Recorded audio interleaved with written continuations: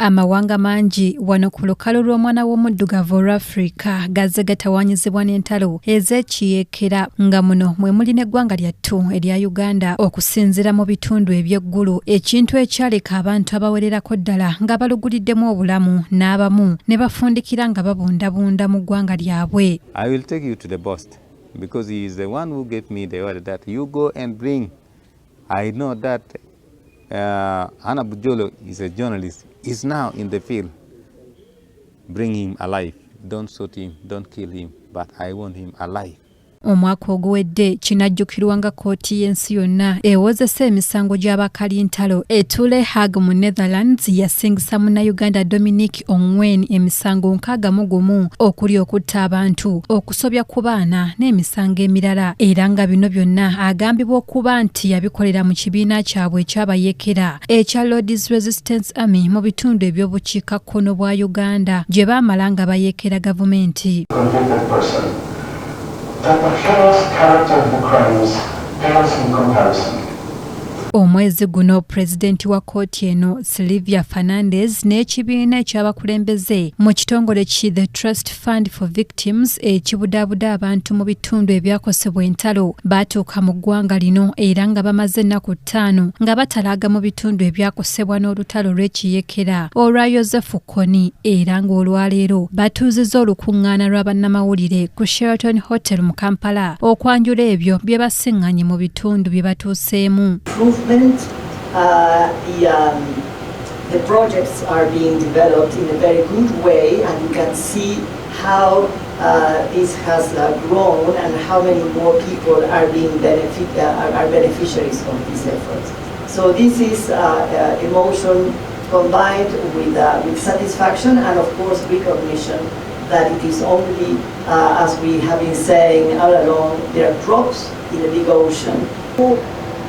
Basically, how to give love, they don't know that. That needs to be addressed. She was so clear about that. This transgenerational aspect that you have in northern Uganda needs to be addressed through psychological care. That's only one example. And we saw basically the impact of orthopedic limbs on the life of the people 16 years after the conflict. Bategeezezza nti abantu baayo basanze bakyalimu okutya saako n'okweraliikirira era nga kireetedde n'abamu okuba nga tebakyasobola kubeerako kye beekolera. Listened to incredible stories of suffering, inhumanity, cruelty beyond belief, to be quite honest with you. Really important that I come back and listen to those stories again. And I think we were all personally touched and moved by what we saw. So there was an internal visit of discovery going on within all of us. But also it was a story of rehabilitation, renewal, and for the harm they have suffered, the victims. The Trust Fund for Victims calls for collective efforts to restoring hope, transforming lives, and achieving long-term reparative justice for victims. We try to rehabilitate victims who are still today suffering from things that happened to them 18 and 20 years ago. And so we're providing very tangible benefits to people to physically rehabilitate them from injuries that they suffered. We're also providing counseling support and psychosocial support to victims who've had terrible trauma as a result of the conflict. We met one gentleman during our visit to Kadai district who had been tortured. His lips had been cut, his fingers had been cut during the conflict. He was terribly traumatized by the torture for years and years and years. Balaze nga bwe bafunidde abantu bano ebimu ku bintu ebibayamba okuddamu essuubi ssaako n'ensimbi kyokka nga nabyo tebimala. So incredibly important for me to be back after 9 years. Amazing to be out in the field. Amazing to see the passion, commitment, decency, humanity of the families and the women and the children and the men that we met. And I mean, quite frankly, we're still processing those stories. We're not back 24 hours. And we're only in your beautiful country 32 hours or a little bit more. So 2.7 to 3 million euro a year that we receive. But with reduced money, we can nevertheless, not reduced, with limited money, we can have a lot of impact in our countries as well. But we need more funding, so that is important. Options or alternatives or sources of treatment, and so we try to develop a program that will prioritize and address those types of victims who don't have any other option for treatment. So those with physical injuries, those that are amputees, gunshots, burns, etc.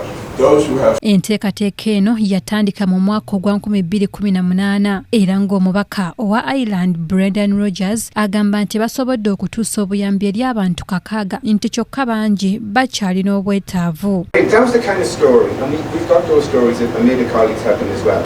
So the stories that we saw, the people we met who went through that terror, that trauma, that cruelty, were putting their lives back together on farms, in communities, and that's a story of redemption. Minisita wa kuno ow'ensonga z'amateeka ne ssemateeka Norbert Mao yeetabye mu lukuŋŋaana luno era agambye nti gavumenti yamaze dda okuteekateeka etteeka erinaayitibwamu okuyamba ku bantu abakosebwa olw'entalo wano mu ggwanga. Amnesty Act. Under the amnesty law, there are things that are happening. But I can only reassure you that on my desk, there is a law that will support the work of the Victims Trust Fund. That is the Transitional Justice Bill. Because this is about moving from one stage in life to another. Ekitongole kino ekya The Trust Fund for Victims okuva mu kkooti ey'ensi yonna kikola omulimu guno mu mawanga 5 kati okuli Mali, Uganda, Congo, Central African Republic ne Ivory Coast era nga ku mulundi guno baatalaze disitulikiti eziri mu mambuka ga Uganda eziwera ddala 22 nga bali wamu n'abakulembeze ku buli mutendera okuli ne bannaddiini. Omulangira Jonjo Moses yakusakidde eggulire lino ku KTV amalindirire.